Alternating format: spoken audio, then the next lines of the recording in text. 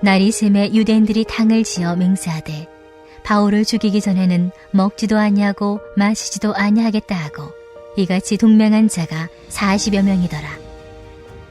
대제사장들과 장로들에게 가서 말하되 우리가 바울을 죽이기 전에는 아무것도 먹지 않기로 굳게 맹세했으니 이제 너희는 그의 사실을 더 자세히 물어보려는 척하면서 공회와 함께 천부장에게 청하여 바울을 너희에게로 데리고 내려오게 하라.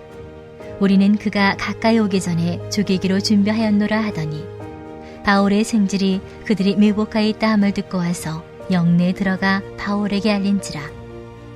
바울이 한 백부장을 청하여 이르되 이 청년을 천부장에게로 인도하라. 그에게 무슨 할 말이 있다 하니 천부장에게로 데리고 가서 이르되 죄수 바울이 나를 불러 이 청년이 당신께 할 말이 있다 하여 데리고 가기를 청하더이다 하매 천부장이 그의 손을 잡고 물러가서 조용히 묻되 내게 할 말이 무엇이냐. 대답하되 유대인들이 공모하기를 그들이 바울에 대하여 더 자세한 것을 묻기 위함이라 하고 내일 그를 데리고 공회로 내려오기를 당신께 청하자 하였으니 당신은 그들의 청함을 따르지 마옵소서. 그들 중에서 바울을 죽이기 전에는 먹지도 않고 마시지도 않기로 맹세한 자 40여 명이 그를 죽이려고 숨어서 지금 다 준비하고 당신의 허락만 기다리나이다 하니 이에 천부장이 청년을 보내며 경계하되 이 일을 내게 알렸다고 아무에게도 이르지 말라 하고 백부장 둘을 불러 이르되 밤제 3시에 가이사랴까지 갈 보병 200명과 기병 70명과 창병 200명을 준비하라 하고 또 바울을 태워 총독 벨릭스에게로 무사히 보내기 위하여 짐승을 준비하라 명하며 또 이 아래와 같이 편지하니 일러스되 글라우디오 루시아는 총독 벨릭스 각하께 문안하나이다. 이 사람이 유대인들에게 잡혀 죽게 된 것을 내가 로마 사람인 줄 들어 알고 군대를 거느리고 가서 구원하여다가 유대인들이 무슨 일로 그를 고발하는지 알고자 하여 그들의 공회로 데리고 내려갔더니 고발하는 것이 그들의 율법 문제에 관한 것뿐이요 한 가지도 죽이거나 결박할 사유가 없음을 발견하였나이다. 그러나 이 사람을 해하려는 관계가 있다고 누가 내게 알려주기로 곧 당신께로 보내며 또 고발하는 사람들도 당신 앞에서 그에 대하여 말하라 하였나이다 하였더라. 할렐루야. 이렇게 무더운 가절에도 지치지 않고 하나님의 전을 사모하며 기쁨의 예배로 하루를 시작하는 저와 여러분에게 주님께서 힘과 능력을 주실 줄 믿습니다. 여러분 오늘 본문에 보면 유대인들이 당을 지어서 맹세하여 이르기를 바울을 죽이기 전에는 먹지도 아니하고 마시지도 아니하겠다 하고 동맹을 한 사람이 40명이다 하고 12절과 13절에 보면 이야기하고 있습니다. 참 어처구니 없는 일이죠. 여러분 지금 유대인들이 맹세하고 결단한 일이 무엇입니까? 사람을 죽이는 일입니다. 이유를 막론하고 사람을 죽이는 것은 악한 일이죠. 설령 바울이 죽을 죄를 졌다 해도 그들이 바울을 임의로 죽일 수는 없는 것입니다. 그럼에도 불구하고 그들은 단식을 하면서까지 곡기를 끊으면서까지 바울을 죽이기로 사생결단했다라고 이야기하는 것입니다. 이들을 신앙인이라고 말할 수 있을까요? 조직폭력배가 아닐까요? 종교가 타락하면 이렇게 되고 마는 것입니다. 믿음이라는 이름으로 가정을 파괴하고 믿음이라는 이름으로 사회를 파괴하고 그를 통해 자신들의 부를 누리는 것이 타락한 종교인들의 양상이라는 것이죠. 오늘 본문에 하나님을 믿는다는 이 유대인들이 그러한 모습을 지금 그대로 보여주고 있는 것입니다. 여러분, 지금 바울을 죽이기에 혈안이 되어 있는 이 사람들은 누구입니까? 하나님의 아들이신 예수님마저 십자가에 못 박아 죽여버린 사람들입니다. 그들은 오히려 자신들의 죄를 부끄러워하며 금식하고 가슴을 씻어야만 했었습니다. 하지만 자신들의 교만과 불의를 하나님 앞에 내어놓고 통회하고 그렇게 해야 마땅한 자들이었음에도 불구하고 그들은 그렇게 하지 않았다는 것이죠. 그들은 도리어 진리를 전하는 바울을 죽이기 위해서 단식까지 하는 어리석은 결단을 지금 하고 있는 것입니다. 그러나 세상에는 이런 악한 일을 위해 결단하는 사람들이 여러분 적지 않습니다. 하나님을 대적하는 일과 불의한 일을 위해 자신의 인생을 낭비하는 사람들이 우리 주변에는 얼마나 많은지 모릅니다.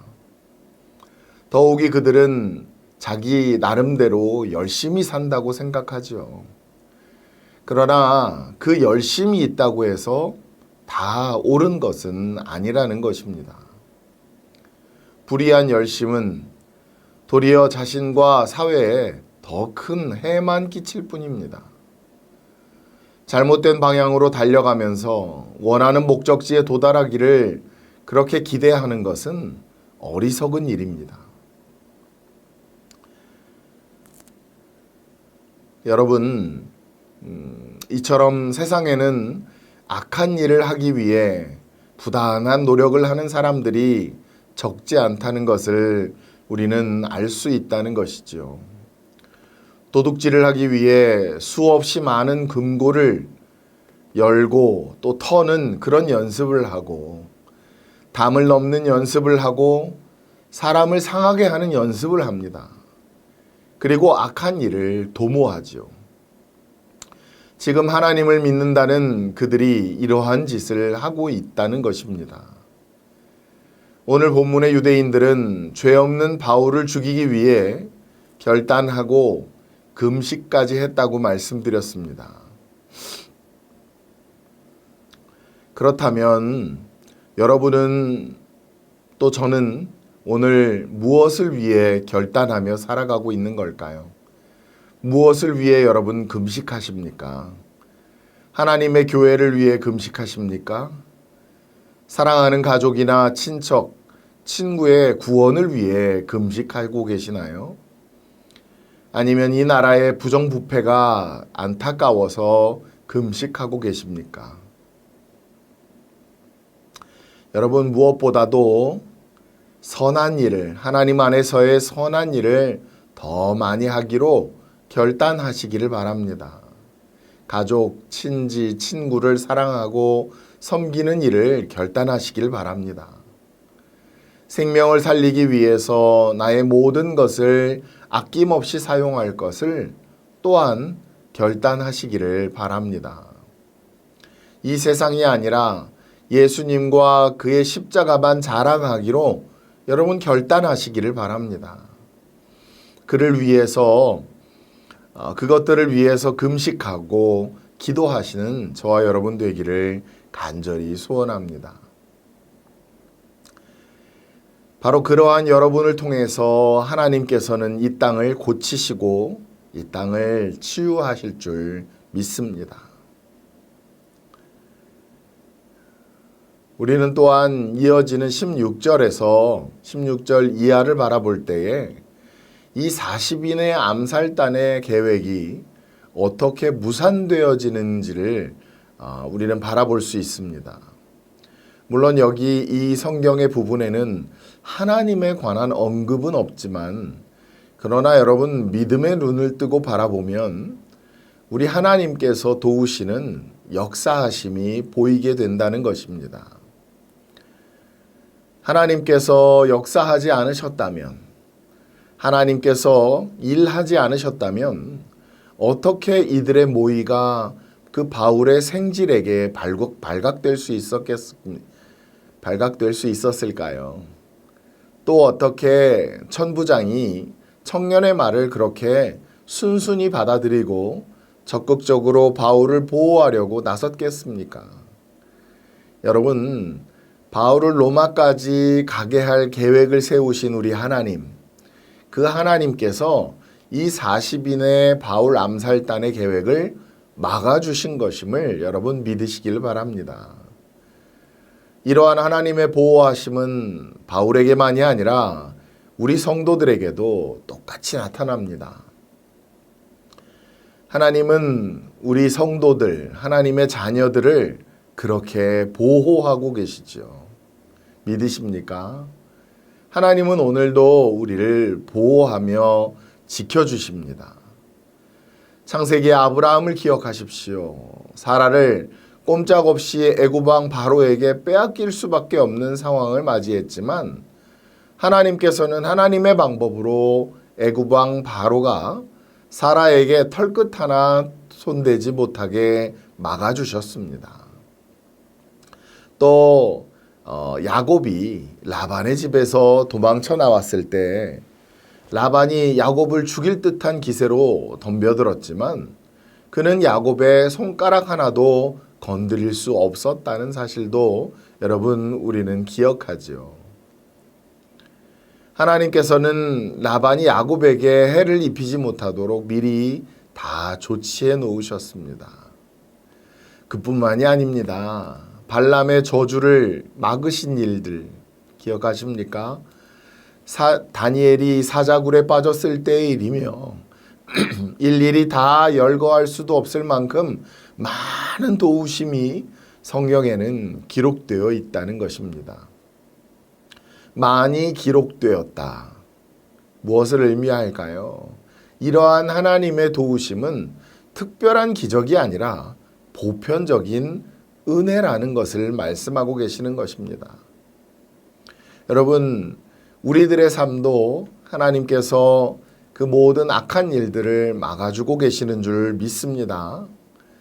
그래서 성경은 잠언 12장 3절 말씀에 사람이 악으로 굳게 서지 못하고 의인의 뿌리는 움직이지 않는다 하고 말씀하셨습니다. 또 12장 13절 21절에 가면 의인은 환난에서 벗어난다. 또 의인에게는 아무 재앙도 임하지 않는다 하는 말씀을 우리에게 들려주고 계십니다. 여러분, 우리는 잠시 앞에 다가올 위험조차 모르는 존재이지요. 위대한 사도였던 바울조차 자신에게 어떤 위기가 다가오고 있는지 그조차도 알지 못했습니다. 그러나 믿음의 사람은 그것 때문에 불안해하거나 두려워하거나 염려하지 않는다는 것이지요. 왜 그럴까요? 바로 졸지도 않으시고 주무시지도 않으시는 하나님께서 나를 보호하신다는 그 굳은 확신이 있기 때문입니다. 여러분, 이 시편 121편의 말씀을 기억하시기를 축복합니다. 이 모든 확신 안에서 마음의 평안을 누리고 믿음의 헌신을 하실 수 있기를 우리 예수님 이름으로 여러분 축원드립니다. 이제 이어지는 본문의 마지막까지 로마군이 바울을 보호하기 위해 긴밀하게 움직이는 모습을 또한 기록하고 있죠. 이 본문에 나오는 로마군들은 사실 법을 제대로 집행하는 자들이 아니었습니다. 자신들의 이익을 따라 법을 마음대로 적용하던 자들이었죠. 그 법대로, 법도에 따라 집행하던 자들이 아니었어요. 그런데 갑자기 그들이 법대로 움직이기 시작합니다. 그들은 마땅히 자신들이 해야 할 일을 하고 있는 거예요. 여러분, 지금 바울이 투옥되어 있는 이때에 수많은 예루살렘 교회 성도들이 여러분 무엇을 하고 있었을 것이라 생각하십니까? 그냥 지켜보고 있었을까요?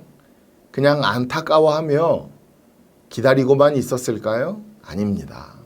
금식하며 기도하고 있었을 거예요. 로마 정부가 공의롭게 움직이도록 하나님께 도움을 요청했을 것입니다. 여러분, 국가 권력이 타락하면 온 국민의 삶이 어려워집니다. 물론 우리 성도들의 삶도 예외가 아니지요. 신앙생활을 제대로 할 수가 없게 되어 있습니다. 선교도 또한 하나님의 일도 온전하게 감당할 수 없다는 것을 우리는 이미 알고 있습니다. 또한 날마다 부정한 정권과 맞서 싸우기 위해 얼마나 많은 힘을 소모하며 그렇게 살아야 하는지 모릅니다. 우리는 수많은 역사를 통해서 이러한 일들을 수없이 경험했었습니다. 어떤 일들이 있었는지, 어떠한 역사가 하나님의 일들을 가로막으려 했는지 우리는 알고 있죠. 그러니 여러분, 국가가 또 민족이 하나님 앞에 범죄하지 않도록 국가 지도자들을 위해서 기도해야 하는 이유가 이것인 줄 믿습니다. 국가 권력에 잘 보이기 위해서가 아닙니다. 국가 권력이 바로 서야 국민들도 교회도 성도도 온전한 믿음을 살 수 있기 때문입니다. 그러므로 여러분, 무엇보다 국가와 민족을 위해 더 열심히 기도할 수 있는 저와 여러분 되기를 소원합니다. 이 나라가 이 자리까지 이르게 된 데에는 우리 믿음의 선배들이 믿음의 선조들의 그 피땀 어린 기도가 있었습니다. 그분들의 기도로 바로 여기까지 올 수 있었음을 우리는 믿어야 할 것입니다. 여러분, 이제는 이 일을 우리가 해야 할 줄 믿습니다. 기도하고 하나님 앞에 무릎으로 나아가는 것, 날마다 하나님의 일하심에 동참하며 믿음 안에 어떠한 두려움에도 넘어지지 않는 저와 여러분 되기를 소원합니다. 새벽마다, 아침마다 나라와 민족을 위해 기도할 수 있는 저와 여러분 되기를 다시 한번 주님의 이름으로 축원합니다. 우리 이 시간에는 말씀을 의지해서 한번 기도할 수 있기를 원합니다. 이 땅을 고치시고 회복시키시는 하나님의 역사에 동참할 수 있도록 날마다 보호하시는 주님의 손길을 경험하고 또 나라와 민족을 위해 기도하는 종들이 될 수 있도록 하나님 인도하여 달라고 우리 합심으로 기도하시겠습니다. 마지막으로 하나 더 기도하실 것은 이제 여름 사역의 일정의 마지막인 베데스다 수련회가 남았습니다. 그 행사를 위해서 기도해 주시고 또 이미 훈련을 마친 다음 세대들이 그 뜨거운 은혜의 현장에서 받은 은혜들을 더 키워갈 수 있도록 우리 합심으로 기도해 주시기를 부탁드립니다.